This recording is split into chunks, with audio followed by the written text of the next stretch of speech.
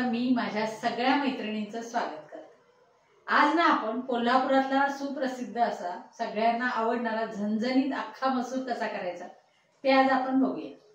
अख्खा मसूरसाठी जे साहित्य लागणार आहे त्यामध्ये हा मसूर आहे, माझा मिक्स आहे दोन प्रकारचा, पण एकाच प्रकारचा मसूर तुम्ही घेतला तरी चालेल। हा अख्खा मसूर जो आहे ना तो आपल्याला रात्रभर पाण्यामध्ये भिजत घालायचा आहे किंवा कमीत कमी 4-5 तास तरी तुम्ही भिजत घालू शकताय। मी तो रात्रभर पाण्यामध्ये भिजवत घालून अशा पद्धतीने हा भिजवलेला आहे। हे बघा, ही अर्धी वाटी मी मसूर घेतलेला आहे, तर त्यासाठी मी 3 मोठे कांदे चिरून घेतलेले, साल काढून वगैरे, ते आपल्याला मिक्सरला बारीक करायचे। त्यानंतर हिरव्या मिरच्या मी 2 कट करून घेतलेले आहेत, 7-8 लसणीच्या पाकळ्या कट करून घेतलेल्या आहेत, हिंग आहे, हा खायचा सोडा आहे, ह्याचा अगदी आपल्याला कांदा जेव्हा आपण परतत असतोय ना त्यावेळेला लागणार आहे। त्यानंतर मीठ, लाल तिखट आहे, जिरापूड, धनापूड आणि गरम मसाला, हे आपल्याला नंतर शिजत असताना थोडं आणि तडक्यामध्ये थोडंसं घालायचं आहे। हे 3 कांदे जे आपण मोठे मोठे चिरून घेतलेले आहेत ना ते मी आता मिक्सरच्या भांड्यातून आधी काढून घेते, बारीक पेस्ट करायची आपल्याला, त्यानंतर पुढच्या गोष्टी मी दाखवते तुम्हाला। हे बघा, मिक्सरला आपण ना ही कांद्याची पेस्ट करून घेतलेली आहे आणि ती अगदीच फाईन पेस्ट करायची नाहीये, थोडीशी रफ असली म्हणजे जाडी भरडी असली तरी पण चालेल, कारण बरीच जण ना ह्यामध्ये कांदा बारीक चिरून सुद्धा घातला जातोय बऱ्याचदा, त्यापेक्षा आपण अशी जाडी भरडी अशी पेस्ट केलेली आहे, कारण त्यामुळे अख्खा मसूर एकजीव व्हायला मदत होते। हे बघा, कढई आपण गॅसवर गरम करायला ठेवलेली आहे, त्यामध्ये मी आधी सुरुवातीला तेल घालते। तेल मी हे बरोबर अर्ध फुलपत्र तेल घेतलेलं आहे, कारण माझा मसूर आहे ना तो एक छोट्या वाटीचा आहे, म्हणजे जवळजवळ 100 ग्रॅमच आहे माझा मसूर, त्यामुळे मी कमी घेतलेलं आहे तेल, नाहीतर तेल भरपूर लागतं याला। ही कांद्याची ग्रेव्ही आहे ना ती आपल्याला आता ह्यामध्ये घालायची तेलामध्ये, कारण ना हा जवळजवळ कांदा फ्राय करायचा आहे, त्यासाठी मी हे तेलाचं प्रमाण जास्त घेतलेलं। हे बघा, कांदा आता आपण परतायला चालू करूया। ह्या कांद्याचा पूर्ण रंग बदलला पाहिजे, मस्त असा खरपूस भाजायचा आहे। आपला कांदा मस्त असा खरपूस तळला गेलेला आहे। आता ना ह्या वेळेला ह्यामध्ये घालायचं आपल्याला थोडासा सोडा, माझा अख्खा मसूर कमी आहे त्यामुळे मी कमी सोडा घालते।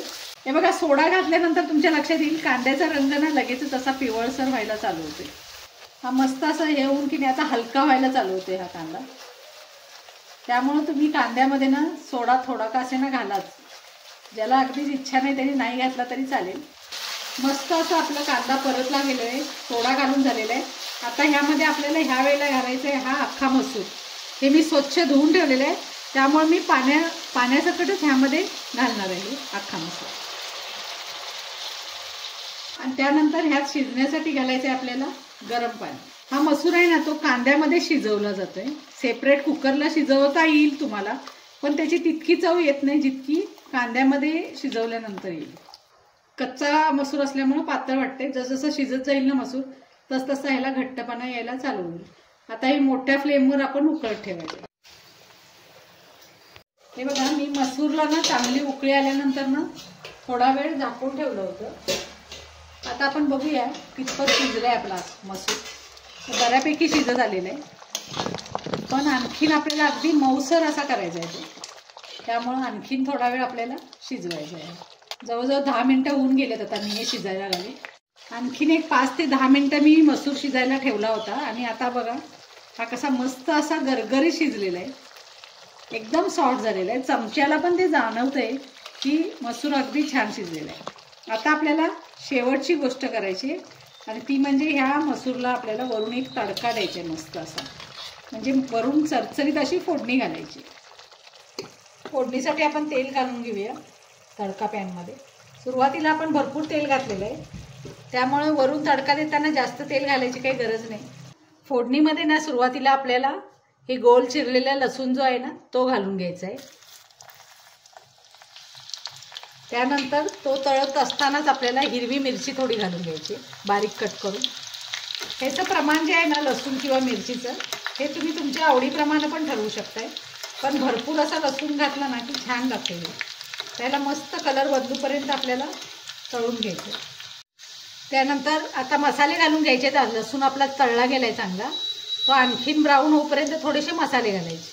त्यामध्ये मी अर्धा चमचा धनापूड घातले, अर्धा चमचा जिरापूड, त्यानंतर हा चमचाभर मी हे घेतले गरम मसाला, आणि सगळ्यात शेवटला हे घरगुती चटणी आहे आपली, पण तुमच्याकडे ते नसलं तर काश्मीरी लाल घेऊन चटणी घेऊन पण तुम्ही हे घालू शकताय. हे मी 2 चमचे घालते. मसाला करपू नये म्हणून मी गॅस बंद केलाय. आणि आता आपल्याला तडका ना आपल्याला ह्यामध्ये घालायचं आहे, ओतून घ्यायचं आहे अख्खा मसूरमध्ये. हे बघा, हे आता शिजलेल्या मसूरमध्ये मी हा तडका ओतून घेते. गरम गरमच ओतायचं,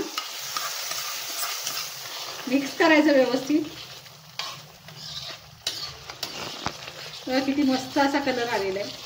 आता आपलं राहिलेलं आहे म्हणजे थोडंशी मीठ घालायचं राहिलेलं आहे, ते आता घालून घेऊया आपण. चवीपुरतं मीठ घालते मी. आता आपला खरं तर अख्खा मसूर पूर्णपणे तयार झालेला आहे.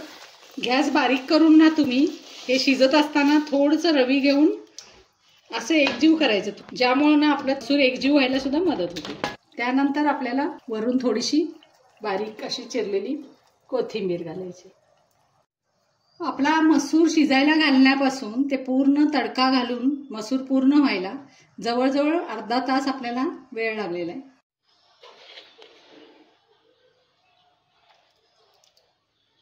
अशा पद्धतीनं झणझणीत असा अख्खा मसूर आपला तयार झालेला आहे.